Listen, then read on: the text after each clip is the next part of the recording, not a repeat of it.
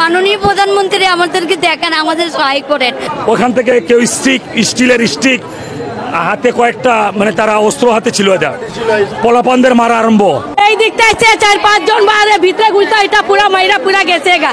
আমাদের অভিভাবক মাননীয় মেয়র তাপস সাহেব, ওনার কাছে আমার হাত জোড় অনুরোধ, উনি সরজমিনে এসে আমাদের ঘুরে দেখবেন যে আমরা কারা। একবার যদি কেউ থাকতো তো মারতে তোমার ভালো লাগতো।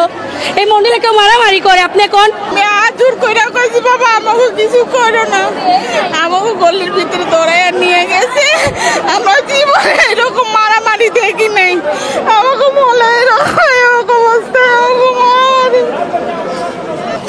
আমার ইটুরে মারছে, খেতে পাইছি। আমরা মানে দিছে আর আমরা এই 4 দিন দিয়েছে আমাদের সাথে এইরকম হবে। আমরা না পেরে মন্দিরে ঢুকে গেলাম মা বোনকে নিয়ে, তারপরে আমার বাইরে যে আহত হয়েছে সব, একটা ছোট বাচ্চা স্কুল থেকে এসেছে, তার এমন ভাবে মারছে সেই ওরটা একবারে ফেটে গেছে, সেই স্কুল পয়রা কাপড়ে। এখন আমরা একেবারে দিশা, আর আমরা কোথায় যাব?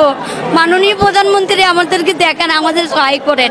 আমি মন্দিরে ছিলাম দাদা, পূজা করতেছিলাম, তো আমি পূজা করতেছিলাম তো ওটাকে দেখি এই যে আওয়ালের পোলাপানরা হামলা করছে, যে বড় বড় মানে অস্ত্র নিয়ে সবাইকে মারছে, আবার পিছন থেকে এইটুক মারছে, আমার মাথায় লেগে গেছে। আমাদের অনেক মা বোনদের ক্ষতি হয়েছে আমাদের এই এলাকায়। এখানে যখন ম্যাজিস্ট্রেট স্যার আসছে তার অফিসিয়াল কর্মসূচি করতে, সেখানে আমাদের ওয়ার্ড কাউন্সিলর 33 নম্বরের আওয়াল ভাইয়ের লোকজন আমাদের উপর হঠাৎ করে অতর্কিতভাবে হামলা করেন। অত্র এলাকার ওয়ার্ড কাউন্সিলর আওয়াল হোসেন, ওনার গ্যাং নিয়ে না হইলেও 150-200 পোলাপান, আগত পোলাপান। আমার এলাকার ওয়ার্ডেরও কম, ওয়ার্ডের হলো 50 জন, বাইরেগত হবে 150 থেকে 200 লোক।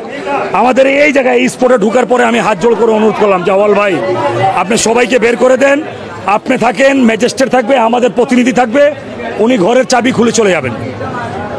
উনি এই কথা বলার পরে কয় না আমার লোকজনও থাকবো, আমিও যাব। আমি বললাম ভাই প্লিজ, আমার মা বোন আতঙ্কে আছেন, প্লিজ বলার পরে হাত জোড় করার পরে উনি এভাবে হাত জোড় করতেছে, উনি মানেন নাই। এইখান থেকে এই জায়গায় আমি স্পটে কথা বলতেছি, ওনার ছেলেরা ওই যাইবো নাকে বাস, ওখান থেকে কেউ স্টিলের স্টিক হাতে কয়েকটা মানে তারা অস্ত্র হাতে ছিল, এটা পোলাপানদের মারা আরম্ভ। আমাদের দাবি একটাই যে আমাদের এখানে আমাদের অভিভাবক মাননীয় মেয়র তাপস সাহেব, ওনার কাছে আমার হাত জোড় অনুরোধ, উনি সরজমিনে এসে আমাদের ঘুরে দেখবেন যে আমরা কারা। এই হরিজন সম্প্রদায় ছাড়াও আমরা কি বাইরেগত কোনো রোহিঙ্গা থাকে এখানে, না শুধুমাত্র আমরা হরিজনরা থাকছি? এই দিকটা আছে 4-5 জন বাইরে ভিতরে ঘুরতে, এটা পুরা মাইরা পুরা গেছে গা। এখন এই দিকটা পলাইতে জায়গা আছে যে আমরা কই যাবো কোন? আপনি এটাকে একটু কথা হইলো, এদিকে আইয়া বাস হইলো হুল মাইরা করে গেছে, মাইরা পুরা গেছে গা সবাই রে। একবার যদি কেউ থাকতো তো মারতে তোমার ভালো লাগতো। এই মন্দিরে কেউ মারামারি করে, আপনি কোন? আইসে পূজা দিতে আসি গে, ভোট করা বোতল ইটা সব পলাইতে আছে। হ্যাঁ, ওরা ওই যে ইট পাটকেল মেরেছে, ইট মেরেছে, বা ওই যে আবার দা দিয়ে, মানে এটাকে কি বলে, চাপাতি দিয়ে ওদেরকে কিন্তু এখানে কোপ দিয়েছে। তারপরে হচ্ছে ইট ছুঁড়ে মেরেছে, আপনারা দেখবেন বাহিরে প্রচুর ইট কাঠ এই সমস্ত এগুলো, এবং এলাকাবাসীও কিন্তু তাদেরকে প্রতিরোধ করেছে। যেহেতু তারা হামলাটা করেছে, তারাও সেটা প্রতিরোধ করেছে।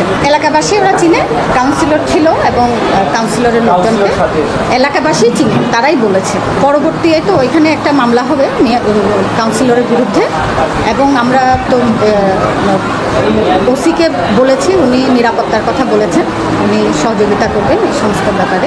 প্রত্যক্ষদর্শী যারা কাউন্সিলরকে চেনে, যেহেতু তারাদের ভোটেই তো নির্বাচিত, এখানে উনি যত ভোট পেয়েছেন। তো বন্ধুরা, আসলে আমি আমার অভিজ্ঞতা থেকে বলতেছি ভাই, আমাদের দেশের আসলে দেশের কোনো সমস্যা নেই, দেশের মানুষজনের মন মানসিকতা বিবেচনা চেঞ্জ হয়ে গেছে, ঠিক আছে? ভালো হবে বিদায় মনে হয় না। তো পারলে ভিডিওটা শেয়ার করে দিন, আর এরকম ভিডিও দেখতে হলে অবশ্যই চ্যানেলটা সাবস্ক্রাইব করবেন।